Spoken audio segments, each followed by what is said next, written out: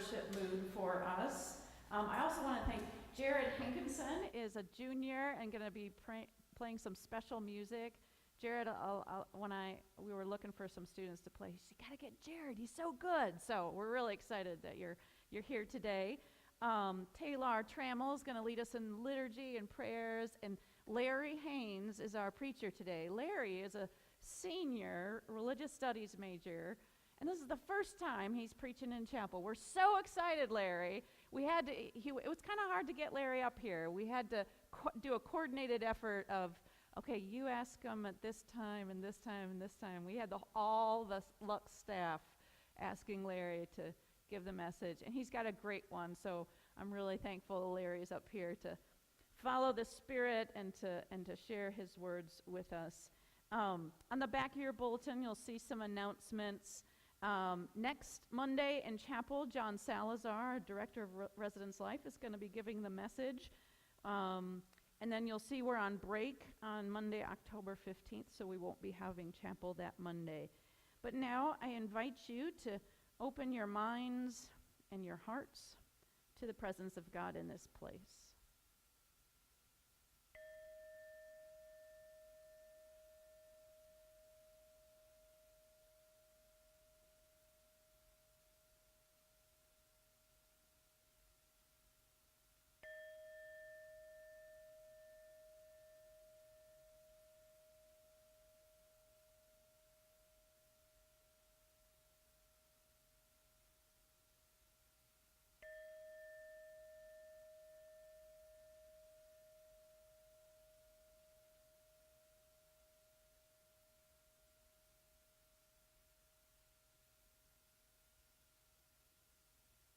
If you're able, I invite you to stand, and we'll join in singing hymn number 627. It's a short one, so we're going to sing it through 3 times.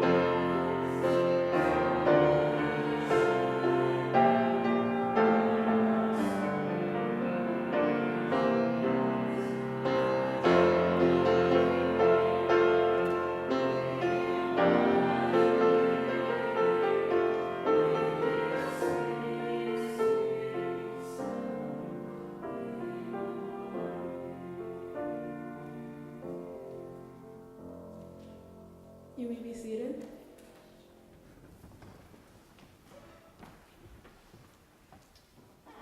Please join me in prayer. God, source of all light, by your word you give light to the soul. Pour out upon us the spirit of wisdom and understanding that, being taught by you in Holy Scripture, our hearts and minds may be open to know the things that pertain to life and faithfulness. Amen. The scripture for today is Matthew chapter 18, verses 1 through 5. At that time, the disciples came to Jesus and asked, "Who is the greatest in the kingdom of heaven?" He called out a child, whom he put among them, and said, "Truly, I tell you, unless you change and become like children, you will never enter the kingdom of heaven. Whoever becomes humble like this child is the greatest in the kingdom of heaven. Whoever welcomes one such child in my name welcomes me." This is the word of God. Thanks be to God.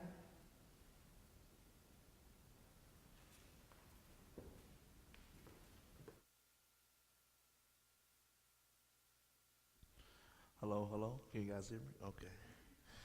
All right. First, I want to give honor to God for allowing me to have this opportunity, and Reverend Terry Ott. I told Reverend Terry Ott that I'm going to be short and quick, just enough time to make a sandwich and eat it. So the my sermon today has a lot of jokes in it, so please laugh. And it's also called "I'm Nothing But a Child of God." I wanted to take a little time to reflect on our childhood. I remember when I was a child, I was a kid, times were easy. I had no bills, I didn't have to work or pay a car note. I didn't have to start a 10-page paper 24 hours before it's due. It was real easy, and I ate a lot of ice cream. I remember as a child, I would go into a room and I would cut on the light switch, and I never worried about whether or not the light was going to come on. I just knew that it was going to come on. And in doing that, I remember my dad always telling me, just listen to him. One of the most important lessons I learned as a child was just to listen to my father. He told me he knows what it's like to be an adult. Told me not to grow up too quick and enjoy being a child. But see, I was 6 years old and I really wanted to get my driver's license. I enjoyed cars. I had like the best Hot Wheels collection there was. One thing I also know my father for was giving me advice in frustrating moments. I remember I was trying to learn how to tie up my shoe, and you take the two bunny ears, you wrap them, something else, I don't know all the steps. And I was trying to tie up my shoe, and I was like, "Dad, I just can't get it." I was like about to cry.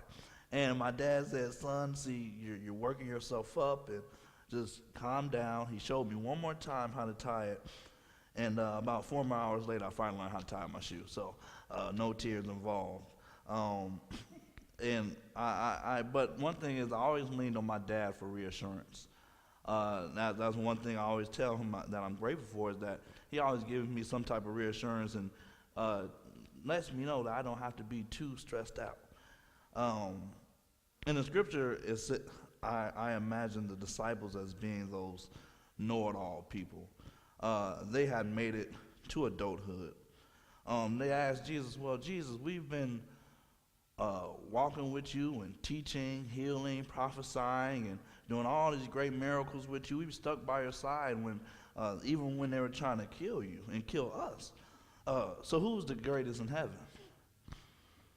Sometimes we let our accolades or arrogance hinder our growth and our vision. The disciples thought that since they were the closest ones to Jesus, that they would have a high place in heaven. And I imagine the disciples being so arrogant, but forgetting that with arrogance, there's also many burdens that comes with being an adult. We become opinionated. I remember when I was 18, my mom or dad couldn't tell me anything. I knew how to tie my shoes now. I'm an adult. We feel as if we have to have everything under control. Even being a college student, there's so many ponds, being an HR and being a president of this or vice president of that, and working side jobs. I feel like I have to have everything in my life under control. And then sometimes being an adult, you feel as if you have the weight of the world on your shoulders. You don't want to make the wrong decisions, don't want to make the same mistakes, and sometimes it just feels like we have the weight of the world on our shoulders. But Jesus comes and says that you have to be converted and come as little children. And I think that was the part of the scripture that really, really stuck out to me. Is because we serve a God that doesn't expect for us to have everything in control. Oftentimes we overlook children because of their age, and they're about yay high and they're always hungry, and we don't really pay them much attention. But one thing I always tell people is that we can learn a lot from children.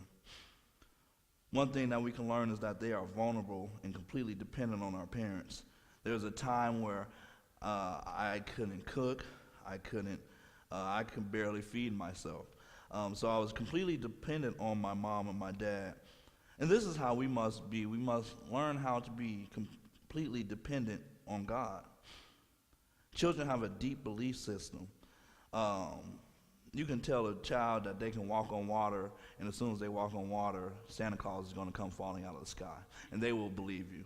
I'm a living witness to this because I was watching Peter Pan one day. I was about 6 years old, and I was like, oh, I'm a lost boy. I think that I can fly too. And I jumped off my bed, and let's just say it hurt after a while, and I learned that I couldn't fly. But children have a deep belief system, while adulting can cause us to question our faith. Being an adult, sometimes I know we are placed in certain situations where we begin to question our faith, or what is my destiny, or so many questions begin to arise in our minds. I appreciate children's ability to not hold grudges. I remember I have 14 nieces and nephews, and they'll all be playing and they'll be arguing. I'll come in like, what are you guys arguing for? Oh, she won't give me another fish stick. I'm like, okay, we can just make some more. But then I'll come into the room 5 minutes later and they're all singing and hugging each other, and I admire how children are able to let go of grudges. Sometimes being an adult, we hold on to certain things that can hinder us. They don't really worry about what life will bring tomorrow. All the children, if you know, they don't worry about where we're going tomorrow. They're like, where are we going right now? And this is something that I learned from children. So oftentimes I pray and I ask God to give me the strength to change the things that I do have the ability to change. But if I don't have that strength or ability to change, well, Lord, give me the endurance to withstand the storms that I cannot avoid.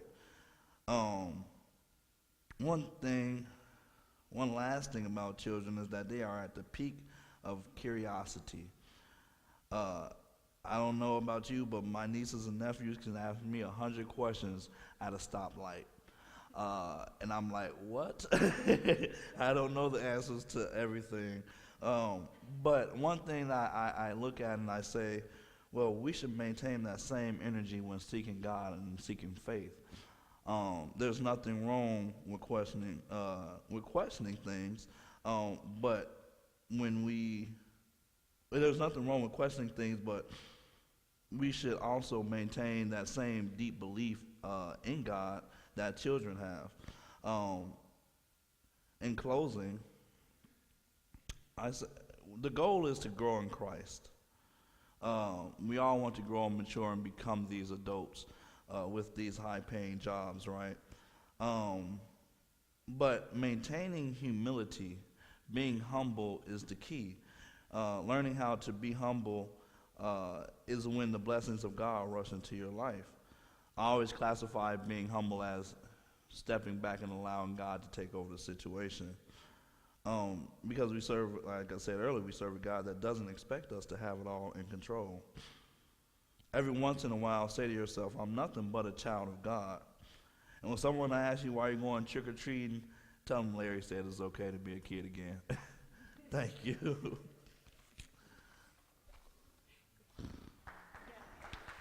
go. They're giving you a little round of applause there.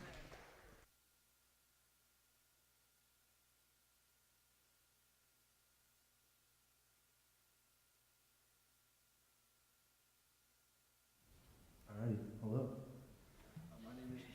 Hankinson. I'm going to be singing a song by John Lennon called Imagine for you all.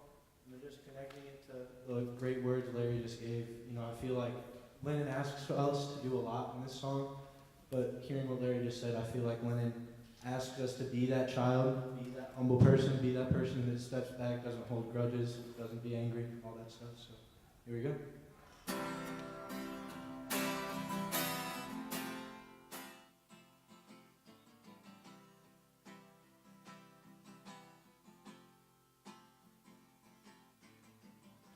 Imagine there's no heaven. It's easy if you try. No hell below us. Above us, only sky. Imagine all the people living for today. There's no country. It isn't hard to do. Nothing to kill or die for. No religion too. Imagine all the people sharing all the world. You may say I'm a dreamer, but I'm not the only one. I hope someday you'll join us, and the world will live as one.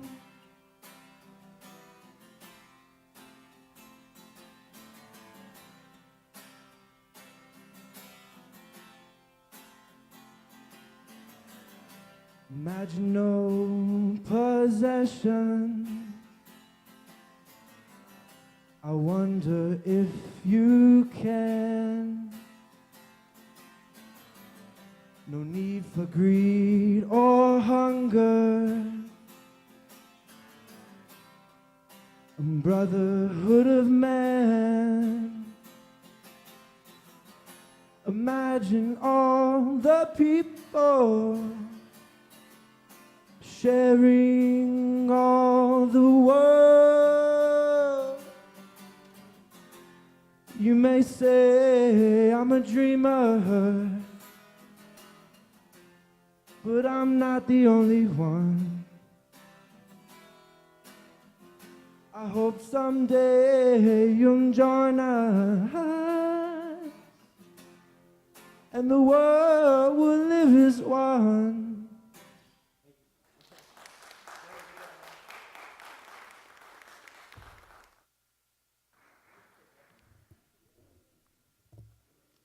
Please join me in the prayers of the people. Let us pray. We give you our praise and thanks, O God, for all the good gifts we have received from you and for your persistent mercy in Jesus Christ. Especially, we thank you for the communities of faith to which we are called.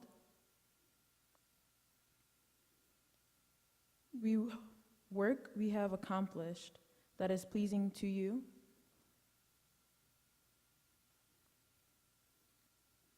The faithful witness of those who care. The examples of grace we recognize around us. We give you our cares and concerns, O God, because we know you care for us in every circumstance. Especially we pray for those who are hungry for community and yet do not know where to turn. Those who are thirsty for good news. Those who are ill or struggling with disabilities. those who are disempowered, those who seek to live in the face of hopeless circumstances. God of love, as you have given your life to us, so may we live according to your holy will, revealed in Jesus Christ. Make us bold to share our faith and show your love by the power of your Holy Spirit. Now hear us pray as we pray together the prayer Christ taught us to pray, saying, Our Father, who art in heaven, hallowed be thy name. Thy kingdom come, thy will be done, on earth as it is in heaven. Give us this day our daily bread, and forgive us our debts as we forgive our debtors. And lead us not into temptation, but deliver us from evil. For thine is the kingdom, and the power, and the glory forever. Amen. Please join me in standing and singing our final hymn, number 175, Seek Ye First.